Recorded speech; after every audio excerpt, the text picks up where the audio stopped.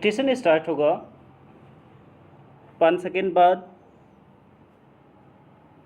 Ready start.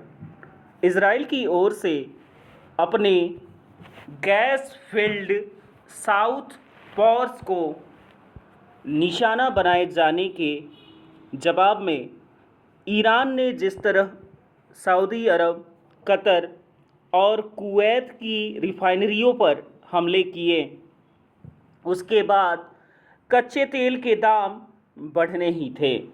समस्या केवल यह नहीं कि तेल के दाम बढ़ते ही चले जा रहे हैं, बल्कि यह भी है कि खाड़ी के देशों से उसकी आपूर्ति में भी कठिनाई आ रही है।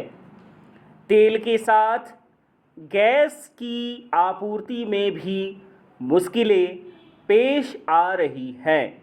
साफ है कि अमेरिका, इजराइल और ईरान के बीच छिड़ा युद्ध ऊर्जा संकट को गंभीर बनाने का काम कर रहा है। ईरान ने अपने यहाँ के ऊर्जा स्रोतों पर हमले के जवाब में पड़ोसी देशों के ऐसे ही स्रोतों को निशाना बनाने की जो रणनीति अपनाई है, उससे अमेरिका के साथ खाड़ी के देश ही नहीं, पूरी दुनिया परेशान है। यह साफ है कि अमेरिका ने यह सोचा ही नहीं था कि ईरान इस तरह ऊर्जा संकट गहराने की रणनीति अपना सकता है, लेकिन वह इसी रणनीति पर चल रहा है। पहले उसने खाड़ी देशों से तेल और गैस की आपूर्ति के समुद्री मार्ग हर्मुज को बाधित किया। फिर उसने इन देशों के ऊर्जा स्रोतों को निशाना बनाना शुरू कर दिया।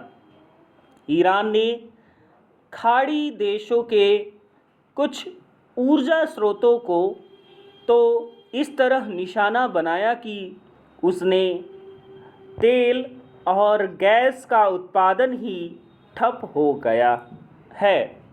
Paragraph change.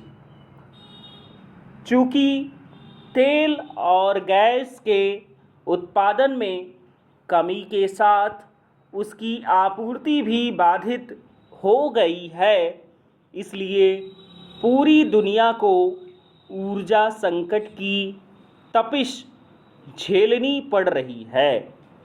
कई देशों को तेल और गैस के दाम बढ़ाने पड़े हैं।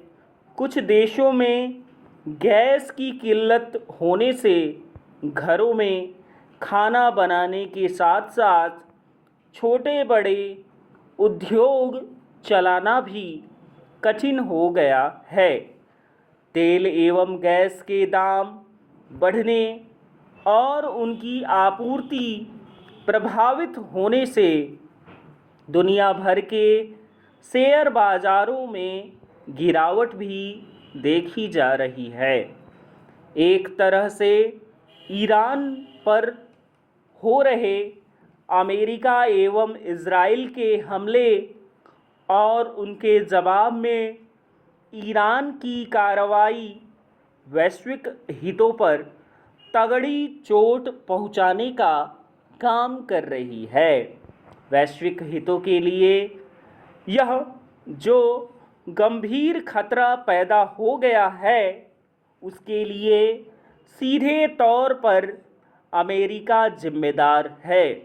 यदि वह ईरान पर हमला करने के लिए तैयार नहीं होता तो इजराइल शायद ही अपने दम पर ऐसा करने के लिए आगे आता। अब तो ऐसा लगता है कि इन दोनों में रणनीतिक तालमेल का भी अभाव है।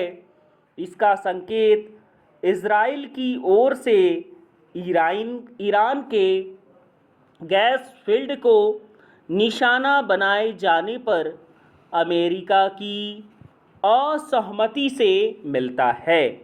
इस असहमति मात्र से बात बनने वाली नहीं है, क्योंकि ईरान भी संयम बरतने को तैयार नहीं दिख रहा है।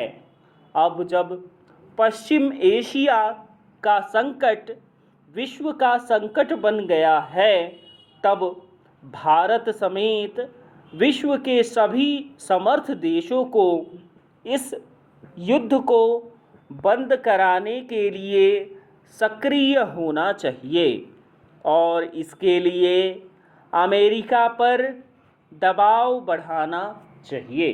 विराम।